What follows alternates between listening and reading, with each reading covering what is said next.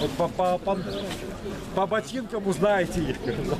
А здесь пока еще носят. Тут двое с такими ботинками залетели за нами. Ну все, лучше не пить кофе. Пошли.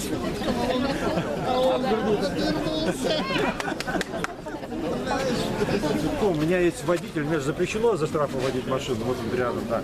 Если вы не сердитесь, то отдам свои Она занятия. действует в большом радиусе. Но я буду нюхать усиленно, когда буду ехать в Минск. Загадывайте Дякую. хорошие желания.